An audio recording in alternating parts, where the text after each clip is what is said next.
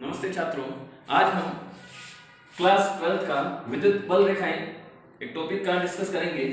विद्युत बल रेखाएं सतत रेखाएं होती हैं, सतत रेखाएं जो कि किसी विद्युत क्षेत्र में निरूपित की जाती है। इनका सर्वप्रथम माइकल फैराडे ने खोजा था और ये जो बल रेखाएं हैं इनकी सबसे पहले हम परिभाषा देखते हैं और तत्पश्चात इनके गुणों के बारे में अध्ययन करते हैं। क्या होती है विद्युत बल रेखाएं? विद्युत बल रेखाएं काल्पनिक सतत रेखाएं हैं जिनके प्रत्येक बिंदु पर यदि स्पर्शज्या बनाई जाए तो वह स्पर्शज्या विद्युत क्षेत्र की तीव्रता की दिशा को प्रदर्शित करे तो वह काल्पनिक रेखा क्या कहलाएगी? वह काल्पनिक रेखा विद्युत बल रेखा कहलाएगी। मैं आपको पहले समझा देता हूं और उसके बाद में परिभाषित करते हैं इसको वापस। मान लेता हूं कि सर ये एक कोई काल्पनिक रेखा है इस तरीके से, इसके प्रत्येक बिंदु पर 4 बिंदु ले लेता हूं। जैसे ये P बिंदु है, ये Q बिंदु है, ये R बिंदु है, इस प्रकार ये S बिंदु है। इसके प्रत्येक बिंदु पर खींची गई स्पर्शरेखा P पर खींची गई स्पर्श रेखा वो कुछ इस तरीके से होगी, Q पर खींची गई स्पर्श रेखा इसी तरीके से R पर, इसी तरीके से S पर, ये स्पर्श रेखा कुछ इस तरीके से होगी। तो ये खींची गई जो स्पर्श रेखाएं हैं वो सदैव किसकी दिशा को निरूपित करें? वो यदि E सदिश विद्युत क्षेत्र की तीव्रता की दिशा को प्रदर्शित करे तो ये जो काल्पनिक रेखा है इस काल्पनिक रेखा को क्या कहा जाएगा बेटा? विद्युत बल रेखा। विद्युत बल रेखा एक काल्पनिक रेखा है, विद्युत क्षेत्र में स्थित एक काल्पनिक रेखा है जिसके प्रत्येक बिंदु पर 4 बिंदु लिए मैंने P, Q, R, S, जिसके प्रत्येक बिंदु पर खींची गई स्पर्श रेखा यदि विद्युत क्षेत्र की दिशा को निरूपित करे तो वह काल्पनिक रेखा क्या कहलाएगी? विद्युत बल रेखा। तो ये परिभाषा होगी विद्युत बल रेखा की। विद्युत बल रेखा एक ऐसी सतत काल्पनिक रेखा है जिसके प्रत्येक बिंदु पर खींची गई स्पर्श रेखा यदि विद्युत क्षेत्र की तीव्रता की दिशा को निरूपित करे तो ऐसी काल्पनिक रेखा उस विद्युत क्षेत्र में विद्युत बल रेखा कहलाएगी। तत्पश्चात हम इसकी गुणों के बारे में अध्ययन करते हैं। विद्युत बल रेखा के बारे में क्वेश्चन 1 या 2 नंबर का अपने 12th बोर्ड में पूछा जाता है। क्वेश्चन इस तरीके से भी आ सकता है, विद्युत बल रेखा को परिभाषित कीजिए, या फिर क्वेश्चन ऐसा भी आता है विद्युत बल रेखा के किन्हीं 2 गुणों के बारे में बताइए। तो मैं आपको कम से कम 6-7 गुणों के बारे में बताता हूं, उनमें से कोई 1 या 2 गुण आप ध्यान में रखें। सर्वप्रथम देखें पहला गुण, विद्युत बल रेखा किसी भी एकल धनावेश के लिए विद्युत बल रेखा तृतीय रूप से बाहर की ओर होती है। तृतीय रूप से या लंबवत भी बोल सकते हैं, लंबवत बाहर की ओर और अनंत तक रहती है। और इसी प्रकार ऋणावेश के लिए, एकल ऋणावेश के लिए जो विद्युत बल रेखा होती है वो तृतीय रूप से इस आवेश की ओर वो कुछ इस तरीके से प्रदर्शित की जाती है, अनंत से आवेश की ओर, और ये आवेश से अनंत तक उन विद्युत बल रेखाओं को प्रदर्शित किया जाता है। इसी प्रकार दूसरा जो गुण है वो गुण है कि विद्युत बल रेखा सदैव धनावेश से प्रारंभ होती है और ऋणावेश पर समाप्त होती है। जैसे कि 2 आवेश ले लेता हूं, एक धनावेश है और दूसरा ऋणावेश। तो विद्युत बल रेखा सदैव धनावेश से प्रारंभ होगी, यहां से प्रारंभ होगी और इस तरीके से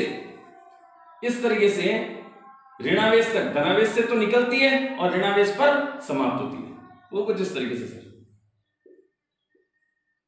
तो अगला जो अपना गुण है वो गुण यही है कि विद्युत बल रेखा सदैव धनावेश से प्रारंभ होती है और ऋणावेश पर समाप्त होती है। तीसरा जो गुण है वो गुण यह है कि यदि विपरीत आवेशों को, जैसे इसी में समझ लेते हैं हम, यदि किन्हीं 2 विपरीत आवेश, एक धनावेश दूसरा ऋणावेश, इनको यदि पास पास लाया जाए तो विद्युत बल रेखा धनावेश से ऋणावेश की ओर जाती है और बल रेखाएं खिंची हुई डोरी के समान प्राप्त होती है, जो यह प्रदर्शित करती है कि विपरीत आवेशों में सदैव आकर्षण प्रकृति होती है। एक बार वापस सुन लें, तीसरी प्रॉपर्टी क्या होगी अपनी? तीसरा जो गुण होगा इस विद्युत बल रेखा का वो ये होगा, यदि किन्हीं 2 विपरीत आवेशों को पास पास लाया जाए तो विद्युत बल रेखाएं एक खींची हुई डोरी के समान प्राप्त होती है, जो प्रदर्शित करती है कि विपरीत आवेश एक दूसरे को आकर्षित करते हैं। इसी प्रकार चौथा गुण होगा कि यदि दो समान आवेशों को पास पास लाया जाए, मान लेता हूं दो समान आवेश है, एक धनावेश मतलब दोनों धनावेश धनावेश ले सकता हूं, या फिर दोनों को ऋणावेश ऋणावेश ले सकता हूं।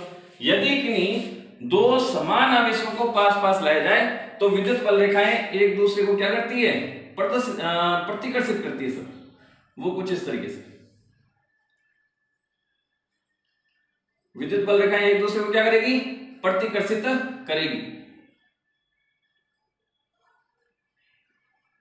हमेशा धनावेश से बाहर की ओर निकलेगी विद्युत बल रेखा, उनको कुछ इस तरीके से दिखाया जाएगा। तो यदि समान आवेशों को पास पास लाया जाए तो उनके कारण जो विद्युत बल रेखाएं निकलती है वो आपस में एक दूसरे को प्रतिकर्षित करती है, और हमें एक ऐसा क्षेत्र प्राप्त होता है जहां पर कोई भी विद्युत बल रेखा उपस्थित नहीं होती। उस क्षेत्र को क्या कहा जाता है, उदासीन क्षेत्र। क्या कहा जाता है, उदासीन क्षेत्र। और यहां पर यदि कोई एक बिंदु निरूपित किया जाए तो इस बिंदु को क्या कहा जाता है, उदासीन बिंदु। इस प्रकार ये चार इसकी प्रॉपर्टी है और इसके गुण है। अगले गुणों के बारे में देखें, पांचवा गुण। तो पांचवा गुण ये है बेटा कि कभी भी दो विद्युत बल रेखाएं एक दूसरे को नहीं काटती। कभी भी दो बल रेखाएं एक दूसरे को प्रतिच्छेदित नहीं करती।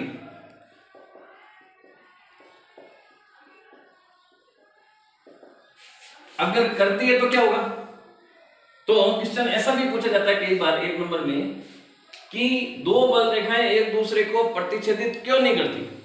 तो इसका कारण यह है कि यदि मान लेता हूं कि दो बल रेखाएं, एक बल रेखा कुछ इस तरीके से आ रही है, दूसरी बल रेखा यहां से ही जा रही है। दो बल रेखाएं हैं, एक बल रेखा तो आपकी कुछ इस तरीके से आ रही है ऐसे, ये मान लेते हैं ऐसे, और जो दूसरी बल रेखा है आपकी वो इस लाल कलर से दिखा रही है, वो कुछ इस तरीके से। तो ये आपस में P बिंदु पर प्रतिच्छेदित हो रही है। कहां हो रही है बेटा, P बिंदु पर, इस बिंदु पर प्रतिच्छेदित हो रही है। अगर P बिंदु पर प्रतिच्छेदित हो रही है तो हम देखेंगे कि इस प्रतिच्छेदन बिंदु पर यदि स्पर्शा बनाई जाए तो अगर इस वाली विद्युत बल रेखा के लिए यदि स्पर्शा बनाई जाए तो उसकी दिशा कुछ इस तरीके से होगी, और उसको E1 सदिश से निरूपित करूं। यदि इस वाली बल रेखा के लिए विद्युत क्षेत्र की दिशा निरूपित की जाए तो वो E2 सदिश से निरूपित की जाएगी। तो इस प्रकार हमें किसी एक ही बिंदु पर दो विद्युत बल रेखाओं की दिशा प्राप्त होती है, तो किसी एक बिंदु पर दो विद्युत बल रेखाओं का प्राप्त होना ऐसा संभव नहीं है। तो हम कह सकते हैं कि यदि दो विद्युत बल रेखाएं एक दूसरे को प्रतिच्छेदित करेगी तो प्रतिच्छेदन बिंदु पर दो विद्युत बल रेखाओं की दिशा प्राप्त होती है, और किसी एक ही बिंदु पर दो विद्युत बल रेखाओं का प्राप्त होना संभव नहीं है। तो कभी भी दो बल रेखाएं एक दूसरे को प्रतिच्छेदित नहीं कर सकती। अगला जो टॉपिक होगा अपना वो होगा, सॉरी अगली इसकी जो गुण है वो गुण है छठा गुण, उसके बारे में देखें। कभी भी बल रेखाएं बंद लूप नहीं बनाती, ये सदैव धनावेश से निकलती है और ऋणावेश पर समाप्त हो जाती है, लेकिन घूमकर कभी भी ऋणावेश से धनावेश की ओर नहीं आएगी, सदैव धनावेश से निकलेगी और ऋणावेश पर समाप्त हो जाएगी, कभी भी ऋणावेश से धनावेश की ओर नहीं आती। तो हम कह सकते हैं कि विद्युत बल रेखाएं कभी भी बंद लूप नहीं बनाती।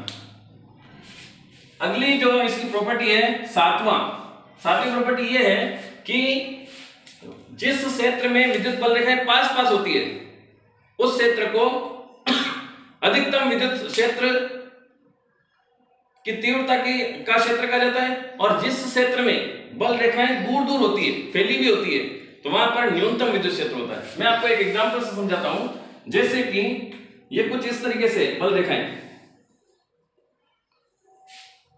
ये कुछ ऐसे एक क्षेत्र ले लेता हूं, ये जैसे ए क्षेत्र है, दूसरा क्षेत्र अपन ये ले लेते हैं, ये बी क्षेत्र है, ऐसे तीसरा क्षेत्र ये ले लेते हैं, सी क्षेत्र है। अब हम देखेंगे कि इस ए क्षेत्र में यहाँ पर 2 4 5 5 विद्युत बल रेखाएं वो निकल रही है और बल रेखाएं पास पास भी है। बी पर देखें तो केवल 2 जो विद्युत बल रेखाएं वही निकल रही है और बल रेखा भी थोड़ी दूर दूर है। और सी पर देखें तो बल रेखाएं बहुत दूर दूर है, बहुत न के बराबर जो बल रेखाएं उससे पारित हो रही है। तो ए पर जो विद्युत क्षेत्र होगा वो अधिकतम होगा और सी पर न्यूनतम होगा और बी पर इनके बीच का होगा। तो हम कह सकते हैं कि ए पर विद्युत क्षेत्र है ई ए वो तो मैक्सिमम या अधिकतम होगा और सी पर जो विद्युत क्षेत्र है वो न्यूनतम या मिनिमम होगा और बी पर इन दोनों के बीच में विद्युत क्षेत्र रहेगा। तो अगला जो गुण है वो यह है कि यदि जिस क्षेत्र में बल रेखाएं पास पास होती है वहां अधिकतम विद्युत क्षेत्र और जहां बल रेखाएं थोड़ी दूर दूर या फैली होती है वहां न्यूनतम विद्युत क्षेत्र होता है। अंतिम जो इसका गुण है, लास्ट गुण, वो यह है कि किसी भी चालक के लिए किसी भी चालक की सतह से विद्युत बल रेखाएं हमेशा लंबवत, अगर धनावेश सतह है तो लंबवत बाहर की ओर निकलती है और ऋणावेश सतह है तो सदैव लंबवत उस सतह की ओर प्रवेश करती है। लेकिन बल रेखाएं सदैव सतह से ही निकलेगी और सतह तक वो प्रवेश करेगी, कभी भी उस चालक की आंतरिक भाग में बल रेखा प्रवेश नहीं करती, क्योंकि बल रेखाएं केवल चालकों का सतही गुण है, सतह से ही निकलती है, सतह तक प्रवेश करती है, लेकिन उस चालक के आंतरिक भाग में प्रवेश नहीं करती। तो इस प्रकार आज हमने विद्युत बल रेखा के बारे में देखा, उसकी परिभाषा क्या होती है और इनके जो गुण है उनके गुणों के बारे में देखा। टोटल मैंने आपको 8 गुण बताए हैं, उनमें से कोई से भी आपको 4 या 5 गुण है वो ध्यान में होने चाहिए। आपसे बोर्ड क्लासेस में 3-4 ज्यादा 2 या 3 आपको इनके गुणों के बारे में पूछा जाता है और इसकी परिभाषा के बारे में पूछा जाता है, वो आप एक बार देखें। आज के लिए पर्याप्त।